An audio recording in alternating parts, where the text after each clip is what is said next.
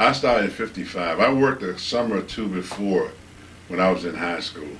Are you from this area originally? Yeah, I was raised up in. I was born in Baltimore City. Mm-hmm. I was born at Johns Hopkins, but my parents carried me to Sparrows Point when I was about a year and a half old. And they lived there? And they lived there. We lived there until my father died. He was a steel worker. I stayed at Sparrows Point till 1954. I got married. We moved to a place called Turner Station right across the water. Mm-hmm. And, well, not too far from where you work. No, I know exactly where Turner is. I know Mrs. Speed and all the people at Turner Station. And my wife's grandmother, we lived with her.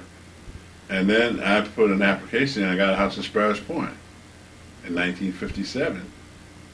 And I stayed there until 1974 when they eventually decided to eliminate the residential area of Sparrows Point. That's when I moved. It was a blessing in disguise because we would probably still been there now because it was an ideal community in those days. People didn't lock the doors.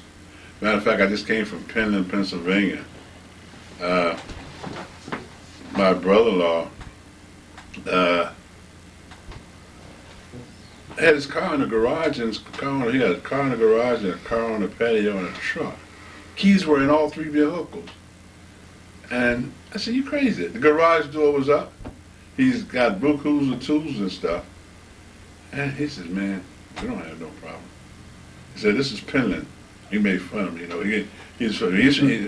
My mother-in-law's in Baltimore. Lives here also. So he went to Morgan. He graduated from Morgan.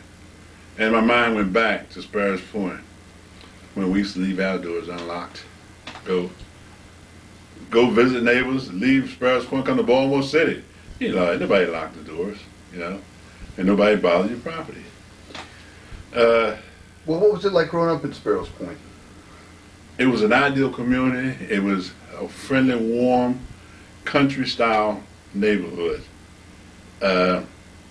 My father died when I was 16 years old, and we had eight sisters and brothers, 8 of us all total living. And the people came in and just literally took over my mother's house. They washed, they scrubbed, they cleaned, they cooked, they took up donations in the community. My mother didn't have to do anything. I remember my mother getting sick one time, and the couple ladies in the community came in, helped my father, iron his clothes and stuff like that. It was an ideal community. You had 2 churches, the Methodist Church and the Baptist Church. Most of the people attended either or. You had a few people naturally that didn't go to church. But everybody knew everybody. When you walked down the street, you spoke, "How you, Mr. So-and-so, how you, so-and-so." You knew everybody. And that's the way it was up until middle 60s. Middle 60s, that's when the Civil Rights Day, there was protests filed against the company PEOC, saying that Beaconsfield discriminated. And they did. There was no question about it. Out of that came, well, at that particular time, they didn't have any black firemen, any black policemen. All the black community lived on 2 streets, I and J Street. You had a handful, and I mean just a handful, of black foremen. They had a few, what they call labor leaders. This guy would be like in the labor gang. He would be a labor leader. He would be in charge of the crew. He had a boss. He reported to his boss. He would do what the boss said. And they would give him a couple job classes more than they did the guys that were doing the work. The foreman was probably making job class 16, 17, somewhere in that ballpark. But those were the things that we were protesting. There was a lot of jobs that blacks weren't allowed to do, or the units that they weren't allowed to promote on. Your mechanical department, your maintenance period, mechanical, electrical, your machine shops and all that. It was just a black here and there, very, very few, if any. And as a result, by 1968, after going to Washington and bringing the government in, the company and the union got together and we opened up the plant that you promote with your plant seniority instead of unit seniority. Because in those days, not only units, they had three kinds of seniority. You had unit, department, and plant. And of course, company seniority. Well, company seniority didn't mean that much to us at Sparrows Point. But needless to say, they didn't eliminate unit seniority, but they said from now on we're going to promote by unit seniority, which meant that a lot of blacks who were in those dead-ended jobs were able to bid into the money-making units, the better-paying jobs. And once they got in there, they could use the seniority, the plant seniority, to promote. And in some cases, they promoted ahead of some of the white employees who were already there. They brought in some of the handful of black employees. They opened the door a little bit in 1964, 65 for blacks to come into better-paying jobs. But it wasn't a wholesale thing. They had tests and all that kind of stuff that you did. I never forget, we worked with a group of guys. I worked in the sorting room. And what did you do in that room?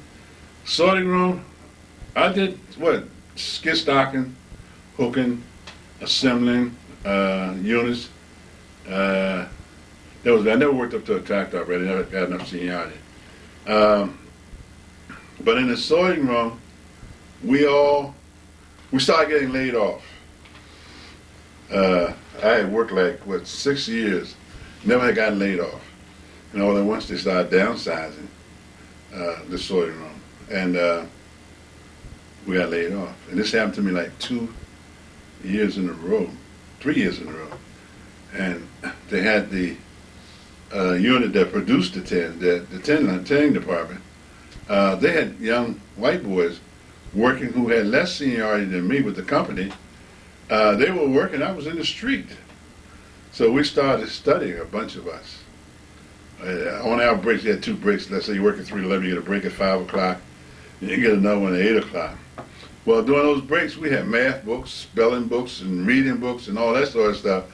Most of us had finished high school, but some of us was a little rusty. Some of us had gotten away from you. And I never will forget it. I bid it on the job, and I went over to take the test. Man, I'm prepared, I said, nervous testing. When I walked in, the superintendent, no, not the superintendent, but the general foreman of the department, a guy named Koufax. You want to work over here? I said, yeah. He went on to tell me about it. Man, he's got acid holes, grease holes, he's down in the cellar, in the basement and stuff. And my response to him was, I was clean, just like you are now, because the job I had in the sorting room at that particular time was mostly pencil and paperwork. And I used to get clean khakis on, clean shirt and whatnot. That was pretty good. It was a good job. He didn't make no money, but it was a good job. But anyhow, he said, you can't work like that over here. I said, well, you got anybody else doing it now? He said, yeah. I said, I'm just as good as anybody you got in here. So he sat down and he put the test in front of me. That's the point I really want to make. And when he pulled this piece of paper out, it was a piece of paper about, I guess, 6 by 8. It had 6 problems on it. 3 plus 4. I never forget that as long as I live. It had a subtraction problem where you had to change your whole number. It had, which was a very simple problem, had a simple multiplication table problem on there. And then you had a division problem, and you had 2 fractions. You had to add a fraction, and you had to subtract a fraction problem. Find the least common denominator. The fraction problem was so simple, I did it in my head. Most of the tests I did in my head, all but there was the subtraction problem. I had to, change one whole number to a fraction. And I was scared. Because when I saw the test, I said, it's got to be something more than this. Because first thing I thought they were trying to trick me. Because we knew that they had situations where tests had been tampered with throughout, the company. And but when the deal went down, and I said, "This is it?" He said, "Yeah." He said, "You did good." Then he wants to, well, over here we work Saturdays, Sundays. We only have one day off a year that the mill don't run, and that's Christmas. I said, "You got anybody doing it now?" He said, "Yeah." Well, I said, "Well, I had never worked Christmas before. I never worked. We used to be off Labor Day, 4th of July. The sorghum was a pretty decent place to work. You just didn't make any money. And I went to work, and I worked with guys who were white who couldn't read the morning's paper. I had one guy, he would help you over and above his duties, because it was a team thing. Operator, assistant operator, cooler, feeder. The assistant operator and the feeder work together. And he would let the feeder write up the report. Because she had to record all the information on the report from the cards, coils, and it had to go up the front. Well, no, somebody wrote down the size or the weight and the coil number. That was the biggest thing about it. But to make a long story short, he couldn't do that. He didn't have an education, and he was assistant operator. But they were saying to me, I had to have a high school diploma or high school equivalency. Because I went to work then, that's where I retired from the 10 line. And we wound up making a decent living. Fortunate for me, I never got laid off again. One of the things that helped me, I became vice president of the union right after I got there. And they had super seniority for layoff purposes in the contract. So that kept me from getting laid off. It worked out pretty good.